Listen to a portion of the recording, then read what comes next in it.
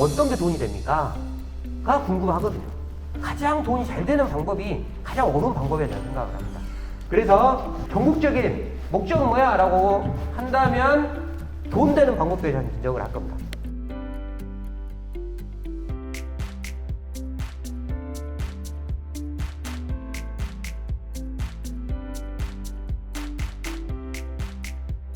왜 해야 됩니까?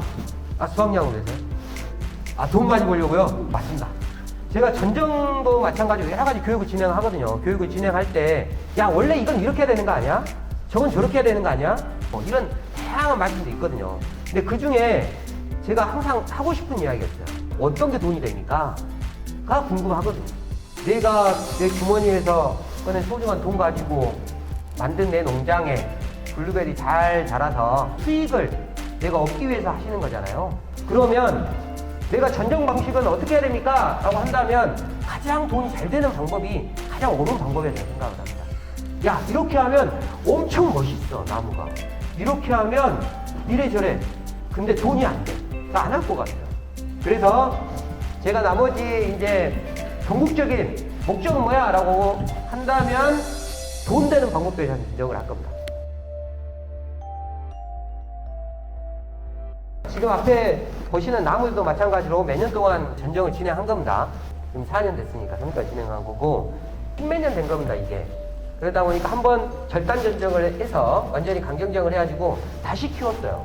이렇게 전정을 다 하고 나면 어떻게 되냐면 지금 보시는 것처럼 나무들이 다 이렇게 비어 있습니다. 그죠? 예. 이 중에 그냥 꽃눈만 줄여도 수확을 할 수 있을 정도로 그냥 정돈이 잘 돼 있을 수밖에 없어요. 제가 여기에 서 있으면 이렇게 옆으로 가면서 그냥 따면 되는 거죠. 이게 그대로 휘어질 거니까. 그죠? 전정을 잘 하면 이렇게 만들어져야 돼요.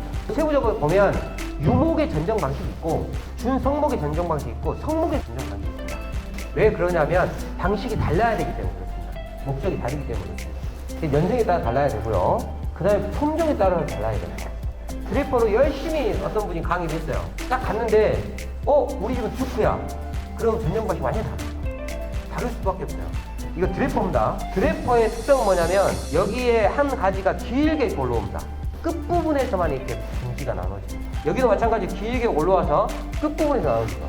드래퍼에서 수확을 내가 많이 하기 위해서는 아래에 있는 이 주가지가 많아야 됩니다. 많지 않으면 분지를 아무리 많이 해서 꽃눈을 많이 한다고 하더라도 이 한 가지가 담당해야 되는 그 열매에 대한 이 꽃눈에서 이 열매를 이제 익혀야 되는데 익히는데 이 가지가 너무 힘들어하는 거예요.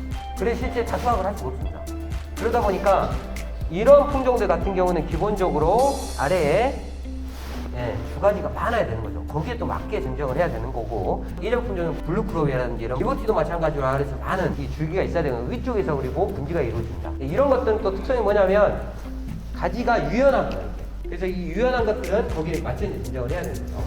이거는 저희가 휴론입니다. 근데 지금 이제 저희가 보이는 이 아래 지금 주가지는 좁진 않죠. 한 4개, 5개 정도 되면 많은 6개. 이쪽은 10개 가까이 이렇게 되는데, 그죠? 보통 2개, 3개 있는 것도 있어요. 그런 것들은 뭐냐면, 아래에서 굵은 주 가지가 상단부까지 올라갑니다. 올라갈 때 그냥 분지를 이루면서 올라가요. 근데 이 가지들은 뭐냐면, 조목하고 비슷하게 한번 정해지면 변하지가 않습니다. 그래서 위치를 아래 부분에서 이것을 만들어줘야 돼요. 그러니까 관목이지만 교목처럼 아래 부분을 전정을 해야지만이 내가 원하는 대로 위쪽 부분을 만들어갈 수 있는 거예요. 여기에 있는 게 지금 현재 메가블루입니다. 굵은 가지에 분지가 이루어지고 다음 또 분지가 이루어집니다. 위에가 이렇게 꽃눈들이 붙어 있는 거죠. 이런 것들 같은 경우에는 유연하지가 않습니다. 이미 이렇게 한다고 이게 이쪽을 휘거나 이쪽을 휘진 않아요. 이런 형태대로 가장 크게 2가지로 구분을 해야 됩니다. 이런 부분을 가지고 공부를 해서 이걸 전정을 해보면 엉망이 되는 거죠. 아랫부분 다 자를 수밖에 없는 거니까. 그러면 여기에서 나온 이런 격까지 다 잘라버리고 한 가지만 가지고 수확을 하면 어떻게 되냐? 수확을 확 주는 거죠. 그래서 품종에 따라서도 전정 방식이 좀 달리해야 됩니다. 교육진 정도입니다. 보시는 것처럼 갈색나무총 뭐 이런 것들, 그죠? 이렇게 흰색의 이런 모습을 보여주고 안에 잘라보면 가지를 놨습니다. 징그럽죠, 그죠? 이 가지는 실제 수확을 할 수가 없습니다. 이 꽃눈이 아무리 싱싱하더라도.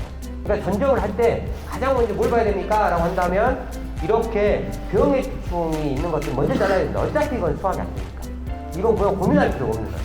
또 1차 전정 때 이런 부분을 먼저 하시면 됩니다. 그 다음 물리적 피해. 동해나 냉해 입은 가지는 이렇게 위에 꽃눈이 있더라도 수확을 좋게 됩니다. 그래서 동해와 냉해가 발생이 되면 이것들이 무엇보다 앞서서 잘려지게 되어 있습니다. 또 잘라야 되는 거고요. 그건 뭐 이런 방식 저런 방식 품종도 상관없이 무조건 잘라야 되는 거예요. 구독 버튼을 누르시고 블루베리에 대한 정확한 정보를 받아보세요. 좋아요는 열이라는 깨농이에게 큰 힘이 됩니다. 그러니까 저희가 연수에 따라서, 그 다음에 품종에 따라서, 그 다음에 물리적 피해라든지 이런 부분을 다 지난 다음에 뭐 하냐?